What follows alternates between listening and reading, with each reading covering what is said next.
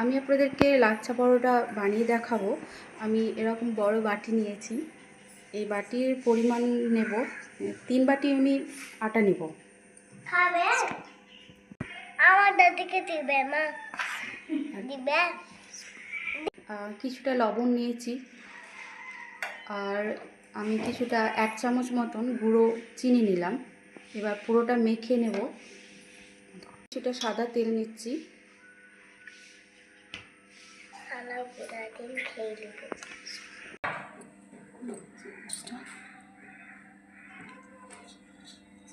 কিছুটা আমি ঘি নিয়ে নিচ্ছি।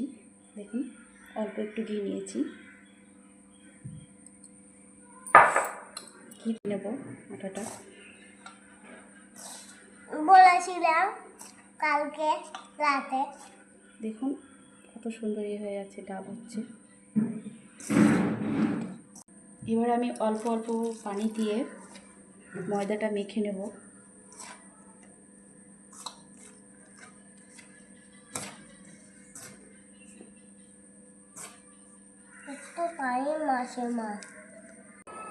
আটাটা মাখা হয়ে গেছে দেখুন। এবার আমি কিছুটা সাদা তেল দিয়ে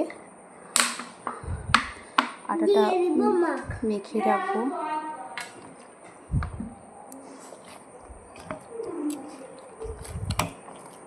এভাবে রেখে দেবো 20 মিনিট রেস্টে। এবার আমি একটা পেস্ট তৈরি করে নেব। তার জন্য কিছুটা সাদা তেল দিলাম। তারপর আমি 1 চামচ মতন ঘি দেব।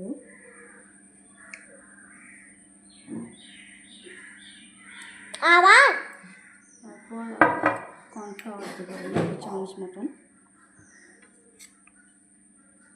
এটা পেস্ট বানিয়ে রেখে দেবো।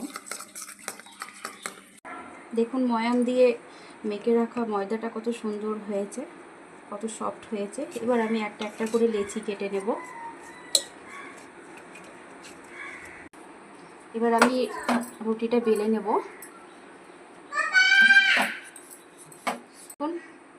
দেখুন পাতলাভাবে আমি বেলে নিয়েছি, এরকম হবে। এবার আমি এভাবে ভাঁজ করে নেব। তার আগে আমি এই যে পেস্টটা করে রেখেছি সেটা আমি পুরো রুটির মধ্যে দিয়ে দেব।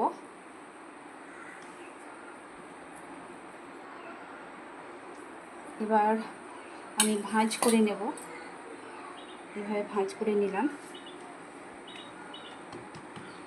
এবার একটা আমি ছুরির সাহায্যে কেটে নেব। দেখুন